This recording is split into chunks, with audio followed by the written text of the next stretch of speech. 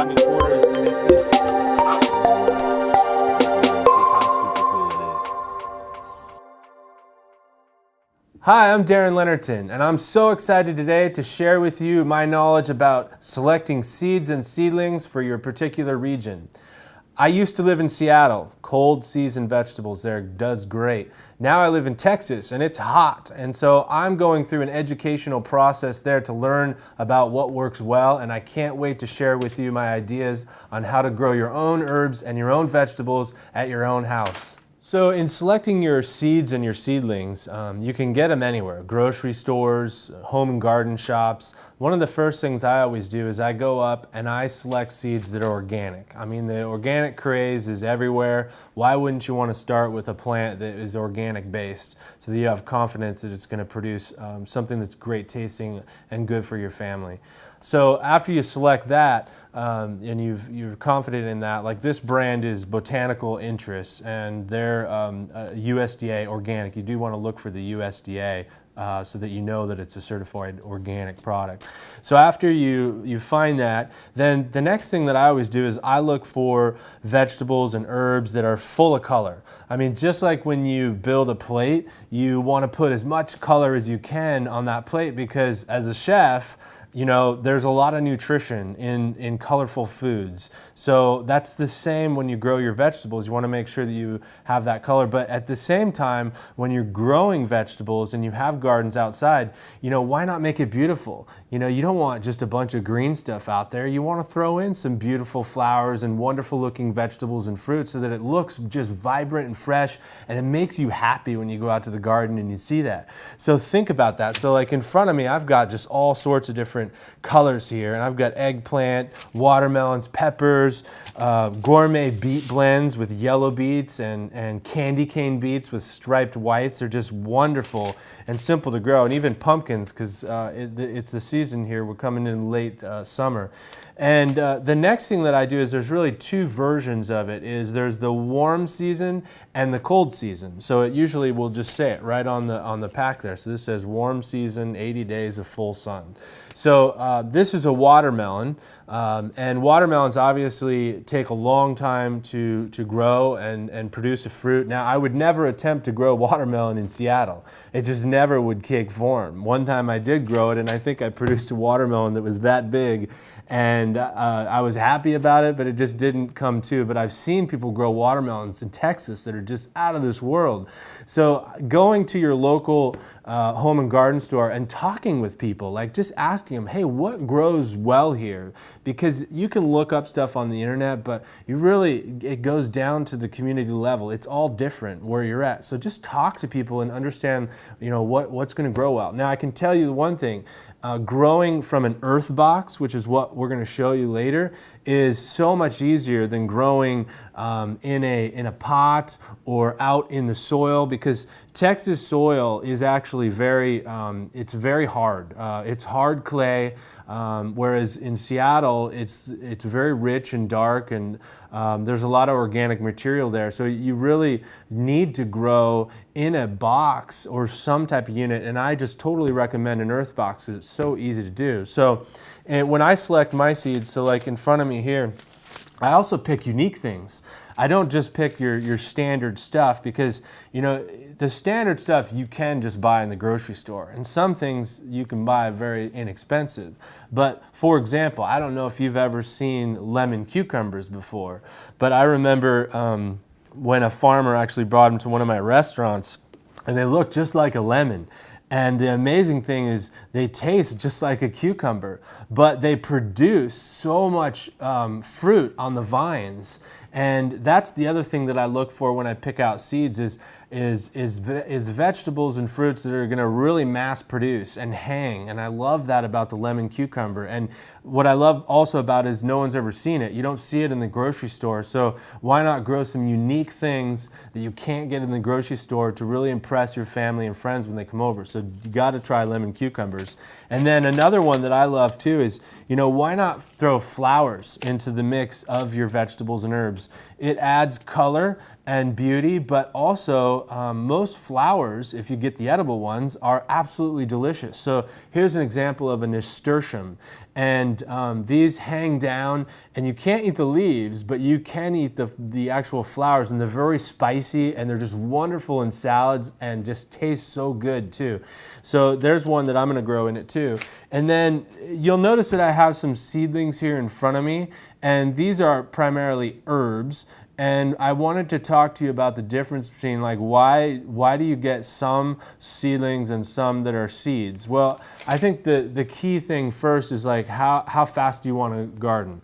You know, I mean, I'm kind of an impatient person. I always want things now.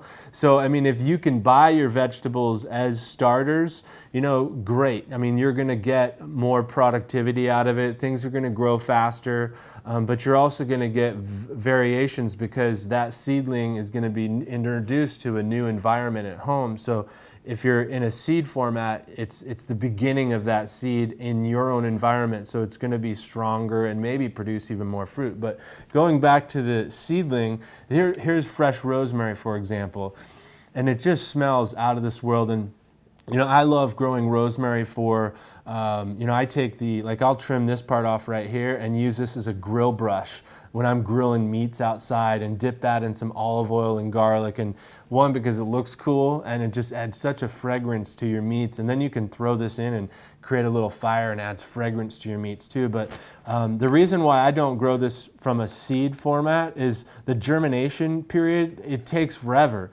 And to even have a rosemary plant that's about that tall, you're looking at like 4 months. And it's just a long time. So I try to buy seedlings, especially in herb formats, that I know are going to take a long time in germinating, so that I can just plant those in the ground. So that's an example too. And then another one that's in that same format is fresh sage. You know, sage is a beautiful thing and wonderful with apples, and we all use it on Thanksgiving and stuffing. And then the other thing about herb seedlings is the flowers that they produce. A lot of people, when they grow them, they might discard the flowers, but they're a wonderful thing too, to use in your cooking or in your flower bouquet. So I've got sage. Lavender is a great example, same like rosemary. Now this is actually a chocolate basil. Now, I do recommend you can grow basil from seed. That's another one that that germinates very fast, grows very fast, and it's wonderful to cut it even when it's down at about that tall. Still has a great fragrance to it. And then the last one that I have here is actually a peppermint. And you can see this vine, I mean, growing on it is just wonderful. But wow, it's so strong smelling, and there's many different variations of mint. Mint is another one that you can absolutely grow from a seed format, but you do have to be careful about mint, because when you do plant mint, it will overtake your garden box. So if you choose a box or in the ground, just know that it's going to take over, and there's just going to be seedlings all over the place. But you know what? In my house, it doesn't matter. We just make a lot of mojitos and tzatziki sauce with that Greek yogurt and lemon and garlic and mint. And so the vegetables I picked that I'm going to start growing out here from seed, I'm going to try the watermelon. We're going to give that a shot. I've got corn. This is a sweet butter corn. Some people like that tricolored or the super sweets, but we're going to try this butter gold. Obviously, bell peppers are going to do wonderful in Texas. It's kind of known that in hot locations that bell peppers and hot peppers do extraordinarily well, because they love the heat. They just soak that up. And then cold season vegetables that I did pick here, I've got a few. We've got Swiss chard. Now, I love Swiss chard because it does add a really beautiful color, that red and the green. You know, the variance of the color just looks beautiful in your pots. And then spinach. Now, if you've never heard of Bloomsdale spinach, definitely grow this at home, because you can't get this in the grocery store. And what's awesome about it is the leaves, no joke, they're like as big as my head. They're huge, and they're so delicious, and they grow very, very fast. And you can eat the stems in spinach too. So wonderful to have lettuce out in your garden. And what people don't know is when you do grow, like here's a freckled lettuce. When you grow a lettuce, you don't have to harvest the whole head. You actually could just harvest the outside leaves and it will continue to grow. So that's the beautiful thing about growing lettuce in an earth box, is you can continually go out and harvest the salads that you need. So one head of lettuce might last for you a couple months, and you just keep trimming through it and make salads for your family and get all that great taste and from the organic lettuce. So we're going to go with that. We are definitely going to do melons. Melons do extraordinarily well here too. Now here in Texas, it's already in the middle of August, so I got to get this going. I got to get this in the ground. And if you read the back of these packets too, they always give you a recommendation about how long it takes to emerge. So this one says 5 to 10 days. The seed depth is 1/2 inch, so I'm going to poke my finger and put it in. And then this says the seed spacing is 3 seeds per mound. So a cantaloupe is going to do extraordinarily well outside on a big mound, but in an earth box, it's going to do great too. Consider that as a mound. So in an earth box, I'll put maybe 3, but probably 2.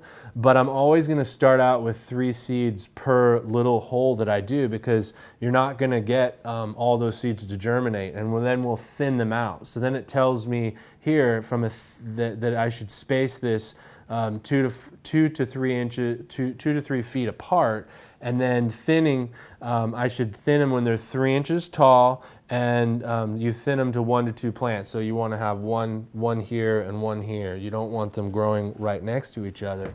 And a lot of people are like, well, why? And what's interesting about that is I remember reading about, why do you thin seeds? It feels so bad to kill another seed, but if you think about it, they're fighting for that moisture. They're fighting for that soil and the nutrients. And so they're not going to grow to their full potential. They're going to just basically produce mediocre fruit. And you can't let that happen. You've got to, nature finds a way. You've got to take one away so that that one can really lead and develop to its full potential. So thinning, even though it sounds sad, if you don't have a place for it, you're helping that other vegetable. So it's very important. Then also zucchini, wonderful. Zucchini is something, you don't see the flowers in the grocery store, and the flowers, not only are they beautiful, but the flowers are totally edible too. And as a chef, I've stuffed them with like goat cheese and breadcrumbs and a little bit of lemon and pan fried them. And then the other cool thing about zucchini is that you just can't beat fresh picked zucchini right out there in your earth box, and you can get different sizes, so they don't all grow at the same rate. So you get some that are really small and cute and some that are big, and that's a wonderful thing for your kids to see too. To actually see those hanging out of the box is a really fun thing. And then get crazy with your tomatoes too. These are some Cherokee purples. They're organic. They're basically an heirloom tomato. And Cherokee purples, they have that purpley colored flesh inside. And an heirloom tomato they're very ugly. And that is the way the tomatoes used to be. So before man got involved with genetically modifying the seeds and trying to make tomatoes all perfect in size, heirloom tomatoes just grew every which way they wanted, and sometimes looked like 4 tomatoes combined. And those produce just wonderful fruit. And we all know that a vine-ripened, homegrown tomato cannot be beat. I've never experienced a better tasting tomato than grown right outside on my deck. So, and to be able to harvest that and own that is just a wonderful thing. So eggplants, to be honest with you, I've never grown one. So I love the fact that they're purple. They're a hot season vegetable, so we're gonna give it a shot here in Texas, and I'm really excited about it. My wife and my mother-in-law are Armenian, so they make a lot of different traditional dishes with eggplant, like eggplant caviar, where they roast it in the oven with tomatoes and garlic, and then puree that up and have that with some fresh toast. So I'm kind of excited to grow some eggplant for my mother-in-law. And then sugar snap peas. This is 5 to 10 days. It's going to germinate. But sugar snaps are a high producing vegetable. Another reason to grow this at home, the vines are going to go up really high in your earth box. So you're going to need to use some bamboo stakes or tie them up on a fence. And you're going to be able to produce so much, and they're so sweet and so good. And to buy sugar snap peas in the grocery store, I mean, you're talking up to $4 for like a half a pound. So why wouldn't you want to grow these at home and have the joy of picking them? And the more you pick, the more they grow. So definitely go with that. You know, beets are one of the ones that you'll grow those and you're going to want to harvest the whole thing. But here's a trick with beets. Oftentimes, I don't actually harvest the beets. So I will grow the different colored beets and they'll produce the different leaves, and the leaves look very similar to Swiss chard, and you can trim them just like lettuce and saute them. So beet greens, totally delicious. Saute those up, and then at the end of the season, when you're finally like, I really want to eat that beet, then you can let it grow a little bit more and then finally harvest that beet, and it's absolutely delicious, roasted beets. And then let's see, I think we kind of covered stuff here. And of course I got pumpkins. You know, growing pumpkins in an earth box will be pretty crazy. You're gonna obviously want to do your earth box on the ground at that point, and when the pumpkin starts to grow, you're gonna need to hold it probably and hang it over the earth box and let it grow in probably a grassy area. But how fun will that be to have this ginormous pumpkin hanging over your earth box? So we're gonna give it a shot. These are actually called a Little October, and they are small pumpkins, so they actually only grow to 3 to 4 inches. So I chose that because, you know, there's no way that I'm going to get a pumpkin probably by October 31st if I don't get this thing going right now. So I'm hoping for some little gourds that I can have on the table and garnish for decor. So excited about that. I think that kind of covers it, and then you'll see later on I've got some other starters that we already planted out there as well. But I hope you guys have learned something, and I'm really excited to talk with you more about seeds and seedlings. So stay tuned for our next episode.